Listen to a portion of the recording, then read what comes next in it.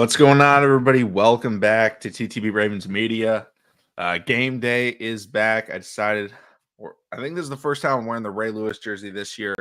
Oh, It felt man. like I'm looking for some defense today out of the Baltimore Ravens. I'm tired of offense. Now, I want the offense to succeed just as much, but Marlon Humphrey looks to be back. Joshua, we're coming off of a brutal loss. We added Deontay Johnson. I've heard 10 to 15 snaps, 10 to 15 plays for him this week is kind of what the Ravens are gunning for. Yeah. What are your thoughts on this game going against another 5-3 team? So I mean, right now, last week was a tough loss. I mean, shout out to the crab leg king and Jameis Winston. I don't like that he's a Brown, but he is a motivational, inspirational guy, whether you listen to him or not. If this wasn't a AFC game, I wouldn't say that it was a dire type of game we needed to win, but seeing that the Denver Broncos still are AFC opponent, we still need to get this dub. We definitely need to see a level of rejuvenation in that secondary because I think Eddie Jackson is a clean cut today. Hopefully we see Marcus Williams back in the lineup. Hopefully with Marlon Humphrey, we can actually get some stops. And I know we have talked about Marlon Humphrey on a decline and things of that nature, but I'll be honest with you, McConnell. Last week showed when he's on the field, he is truly valued. When Nate Wiggins is on the field, even though he's a young guy, he is truly valued. So I want to see this defense more fluid. It's been a rough stint. I mean, this game week 9. I forgot how slow started it was for Mike McDonald, but right now I need this. I need the communication to pick up. I need the alignment and assignments to pick up. I need Zachary Orr to do better and willing these men and to protect their house and bring us a dub and bring back and be the Ravens defense that we know we can be.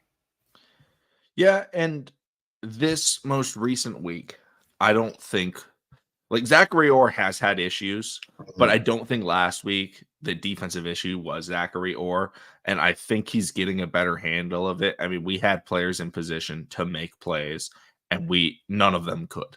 Nobody could make the plays that they needed to make. Hopefully that changes this week. I'm hoping the Ravens defense comes out fired up, ready to make a difference, and ready to catch the football. But Joshua, you brought it up. Marlon Humphrey last year and the year before that were not his best years of his career. This has almost been sort of a renaissance season. I mean, it's almost like a new Marlon Humphrey. Marlon's got like 4 picks already this year.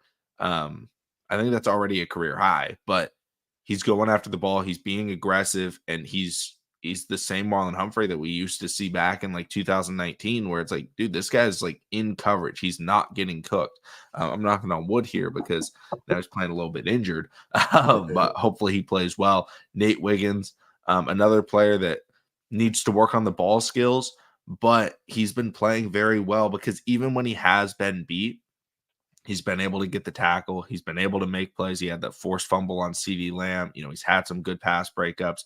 But really the biggest thing for Nate Wiggins is make sure he's out there as much as possible to get the reps, to get the playing experience. So when the Ravens get to the playoffs, he's able to go out there and play against a number 2 wide receiver or number 1 wide receiver, depending on the matchup, or number 3 receiver even. Like just getting him out there and ready to play come must-win games. That's what I'm looking for out of this team. But in terms of this Broncos game, thank God we have Marlon back. Yeah. Cortland Sutton would have.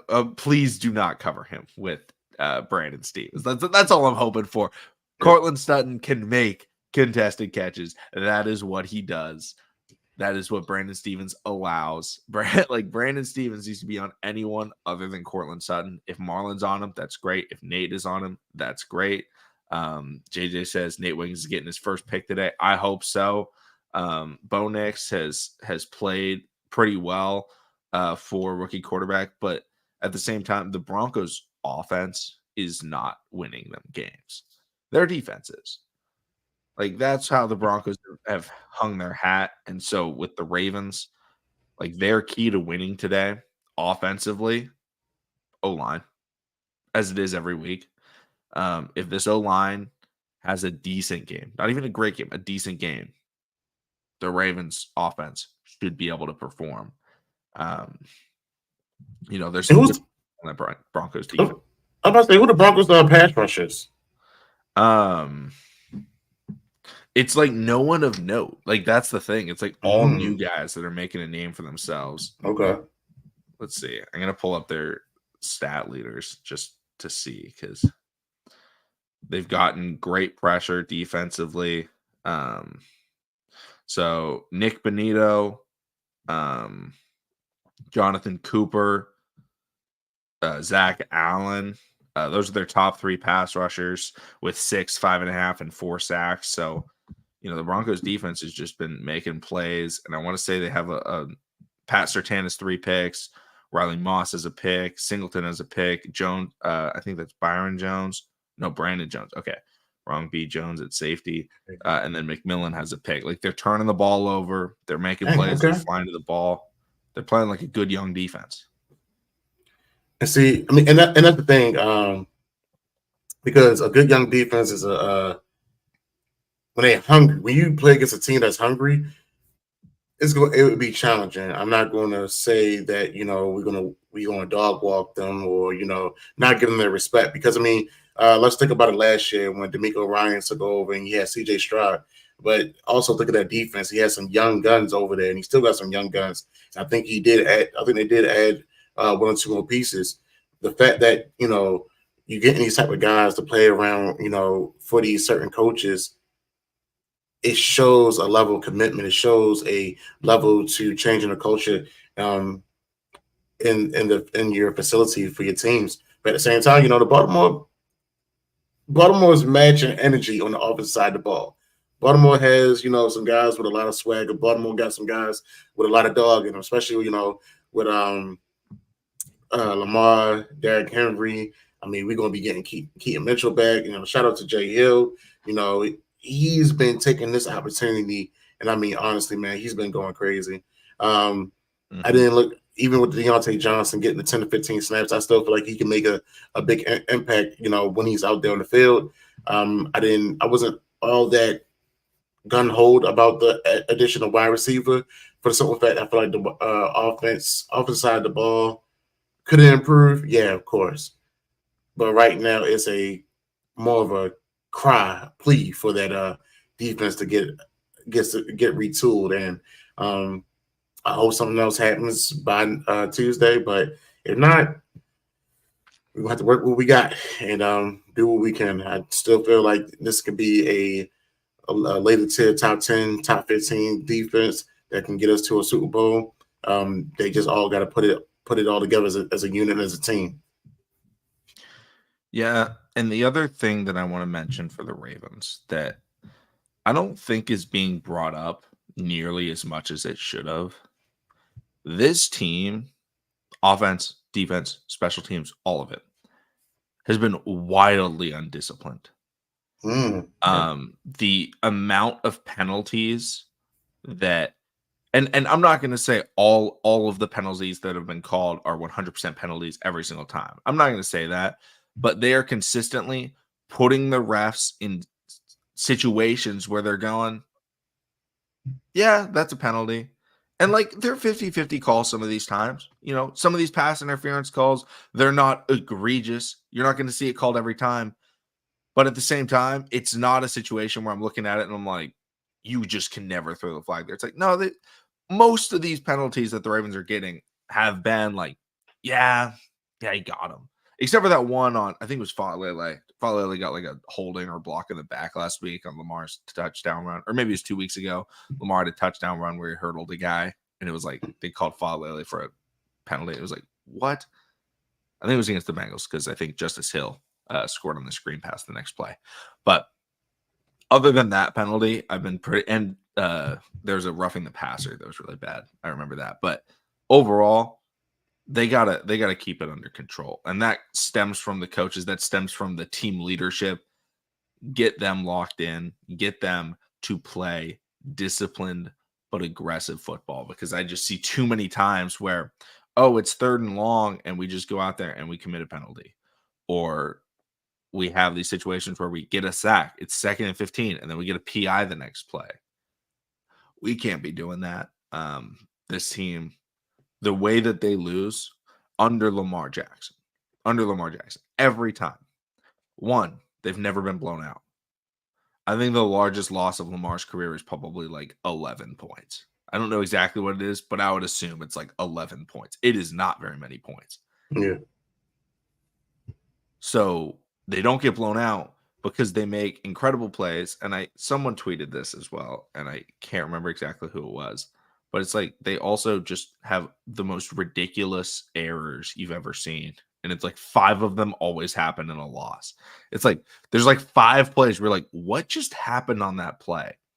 And maybe it was 2 offensive linemen both miss both of their blocking assignments, and Lamar gets like sacked and he fumbles, or it's you throw it up to a wide receiver, John Beeman, he trips and the ball hits him in the face, and like you're like, wait, what? You know, Justin Tucker like snap hooks the field goal, and you're like, dude, like what is going on right now?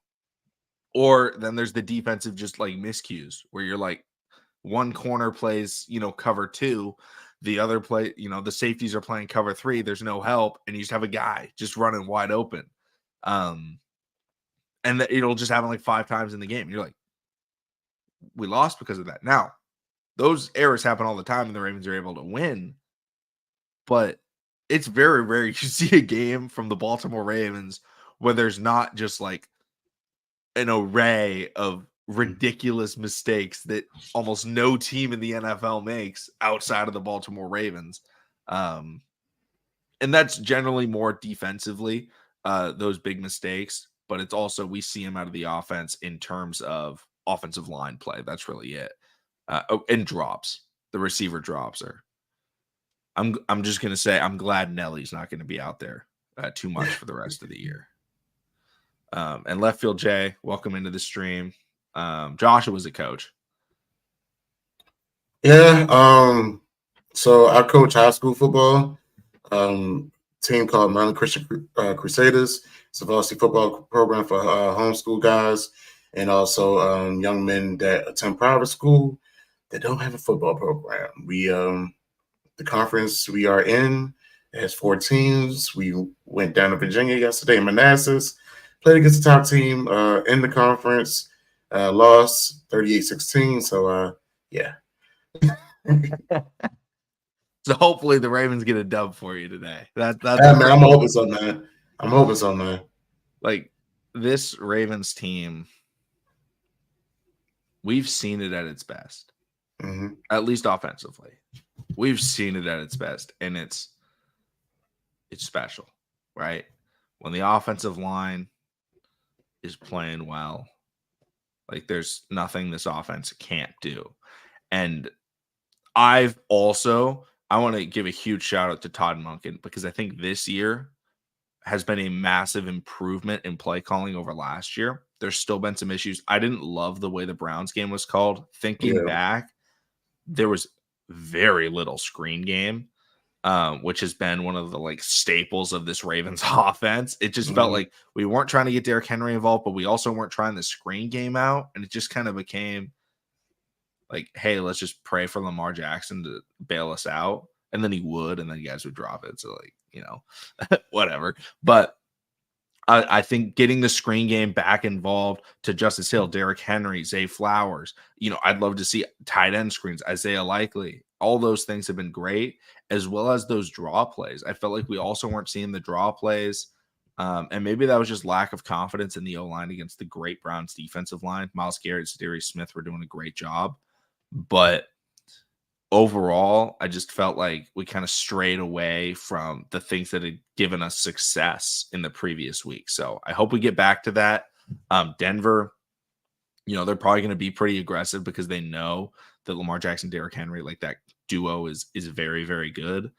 But I would love to see, is Tez Walker playing today? Hold on, I got to double check that. I don't remember. I think he's active I didn't see him in that the list, but at the same time, it's Yeah. like, does he get in the game?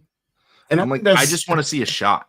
Like, let's get Tez Walker on a hard play action, post, 9 route, double move. I do not care.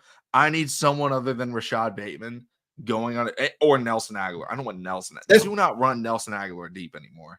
But you don't know. But honestly, McConnell, I think okay, if Tez started to feel early during the season, and we all right, and you know, we saw him, we assessed him, we said, dang, you know, we brought the guy in, we thought he was going to be great, this, that, and the other. We thought he was going to be that, you know, that over the top guy, but he's not it. And then we make the trade for Deontay Johnson. I understand. I'd be more satisfied. But the fact that we haven't got the guy on the field yet, it's like, well, dang, what y'all seeing in practice? What y'all seeing in the facility that we're not seeing? So I mean, it when you see certain things, there's so many questions that you have. I mean, even with TJ Tampa, how does TJ Tampa is he either he's inactive or IR, but y'all still trying to work with Jalen Alma Davis, not taking nothing away from him. I know we like our big corner guys, but you have seen him multiple times, and honestly, he's not it. He's not it. And the Ravens, sad to say, they have to get away from drafting guys, picking up guys that are so hybrid. I want them to just go for guys that's true to their position. Meaning, like, if there's a corner sitting there at 25, 30, wherever we'll be placed in next year's draft, get a true born that's been corner that's been playing that all his life. Don't go stop with the projects. Right now, if you're supposed to be in win mode, if you're supposed to be in Super Bowl mode, stop getting the project guys. Go get guys that are truly, you know, sound. They know their fundamentals and things of that nature. Yeah, I mean that could be a possibility. I mean he didn't have that many games in his college career, period. Too. So Yeah, and he missed. I think he only played in like 7 games his final year because of the NCAA was kind of screwing him over. yeah. They was messing with him. Yeah. I remember that. But there's one thing he can do very well, and that was the deep ball. Like every other aspect of his game needs to be developed. But at this point, right? Like I'm totally fine with putting him out there a couple times a game. You can run, put him on the right side, right? And if you want, call 2 plays in the huddle, right? Peyton Manning style, right?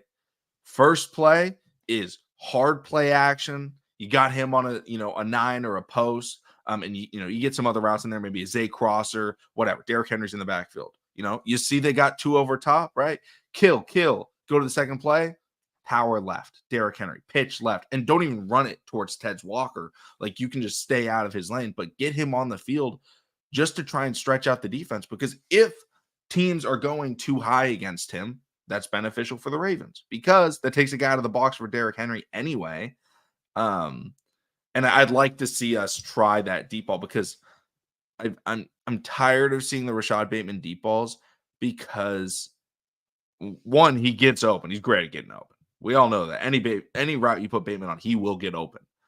Rashad Bateman is not a ball tracker. That is it's unbelievable how little it gets talked about in the NFL and in scouting is how well players track the football. That was one of the things that made Hollywood Brown the number 1 wide receiver in his draft class. Was Hollywood was a fantastic ball tracker. He knew exactly how to portray his body so he can catch it over the shoulder every time. Hollywood's problem was his hands, but he could track the ball fantastic.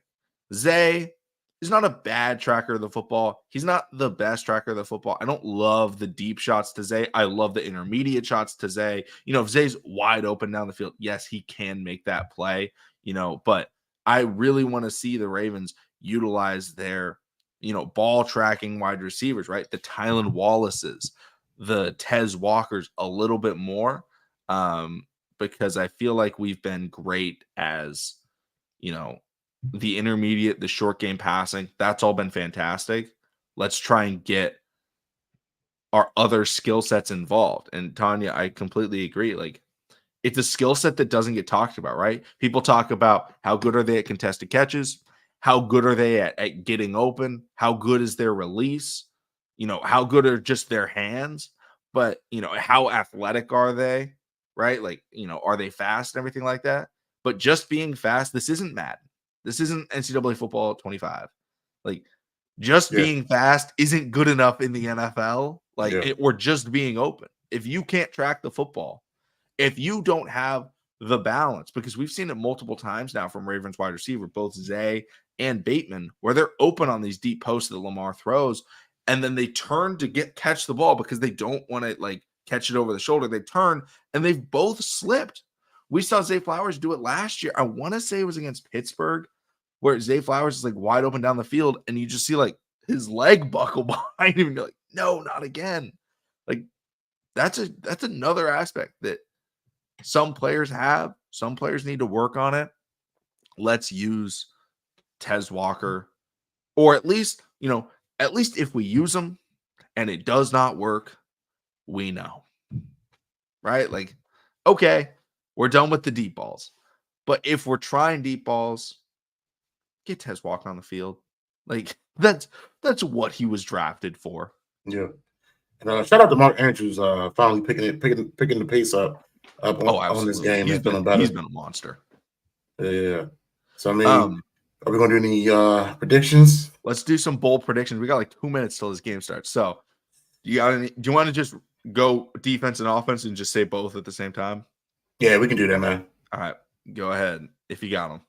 All right, so defense, I pretty much got us getting 5 sacks with two forced fumbles. Offense, actually got us going crazy on the passing game since we got Deontay Johnson. I'm gonna say Lamar has Jackson 5 with 350 passing yards.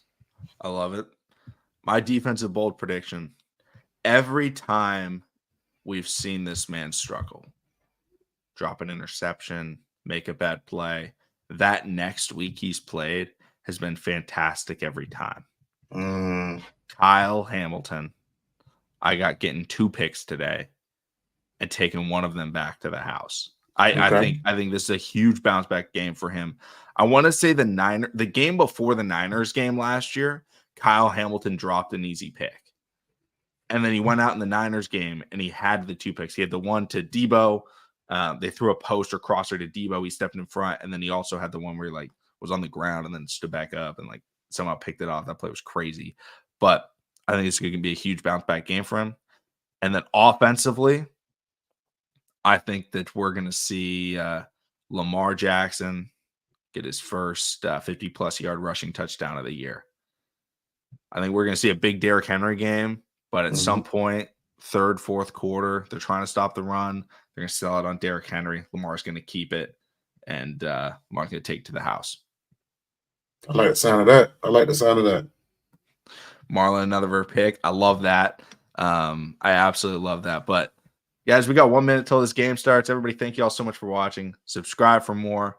We'll be back probably this afternoon before Sunday Night Football, maybe after Sunday Night Football for a stream, hopefully. Or if not, it'll be tomorrow. Thank you all so much for watching. Subscribe for more. Hopefully next time we see you, the Ravens are sitting at 6 wins.